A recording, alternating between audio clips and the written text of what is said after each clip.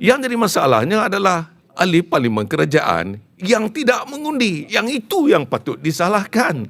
Kedua yang saya ingin sampaikan adalah kedudukan rang undang-undang yang semalam ditolak oleh ahli parlimen kerajaan.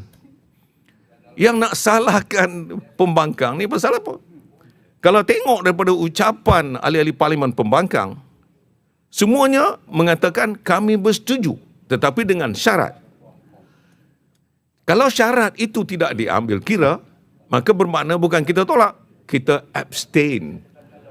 Semua kita ni tidak mengundi. Ada yang keluar daripada Dewan, ada yang tidak mengundi. Jadi nak salahkan, kenapa? Sebab daripada awal lagi kita dah maklumkan perkara ini. Yang jadi masalahnya adalah ahli parlimen kerajaan yang tidak mengundi. Yang itu yang patut disalahkan. Kerana kerajaan mempunyai duty untuk mempertahankan usul mereka. Bukan nak menyalahkan pembangkang yang abstain.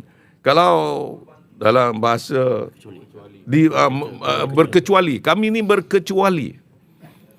Jadi berkecuali bukan menolak. Kami kata sebab tak dengar, kami nak tambah beberapa perkara dalam rang undang-undang tersebut. Maka itu yang kita ambil kira. Jadi janganlah keluar kenyataan ni. Saya yang heran ni ada daripada ahli-ahli jemaah menteri yang keluarkan kenyataan pembangkang yang tidak mengundi.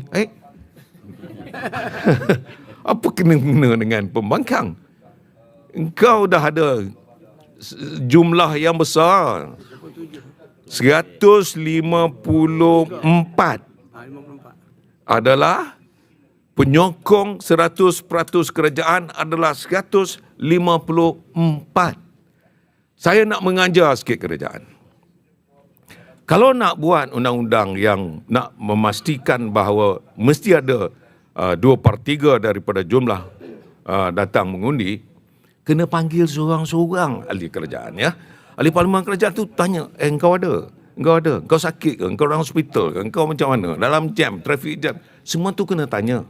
Sebab kalau tak boleh buat macam itu, jadi katalah dia traffic jam. Kita tahu dia dalam traffic jam. Kita hantar nota tu, hantar pada menteri, menteri, you panjangkan sikit sebab ada 2-3 orang tak sempat datang. Jadi saya nak mengajar ni, saya nak mengajar kerajaan. Saya bukan nak sekolahkan, tetapi saja nak mengajar. Supaya perkara ni nanti tak timbul lagi.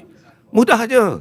Tapi janganlah cakap, kata, wah ini kau kalau nak sampai mati sampai kiamat pun boleh. Ini bahasa angkuh. Kadang-kadang keangkuhan itu menyebabkan kita kalah. Sebab Allah SWT yang menentukan.